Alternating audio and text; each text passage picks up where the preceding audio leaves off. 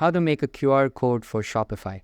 Hey guys, in today's video, I'm going to show you how you can create a QR code for your Shopify store. Stick around till the end so you don't miss any steps, especially the part where we actually add the QR code to your storefront. It's easier than you think. Alright, let's get started. First, open up your browser and head over to shopify.com. Once you're on the homepage, go ahead and log in. The quickest way is by clicking on Continue with Google. Assuming your Shopify account is already linked to your Google account, just select the right account and you're in your Shopify dashboard. Now, if you don't already have a QR code, Shopify actually provides a free QR code generator. Just search for Shopify QR code generator or go to their tools section and look for it. It's super simple to use.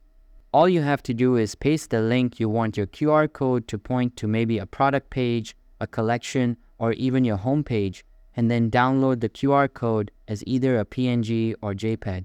Save it somewhere easy to find because we'll need it in a minute.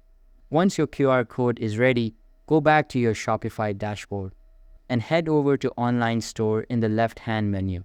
This is where you can customize how your store looks. Click the Customize button next to your current theme. Inside the theme editor, you'll want to add a new section to your page. Scroll down and hit Add Section. Then select Image with Text. This is a great layout because it lets you drop in your QR code along with a little message or explanation like "Scan to shop our latest deals" or "Access our VIP sale." Click on the placeholder image and then hit Select Image on the right side. Choose Add Image, then upload the QR code you just downloaded. Once it's uploaded, make sure it's selected and click Insert. Now your QR code is in place, but don't forget the final step, hit Save in the top right corner.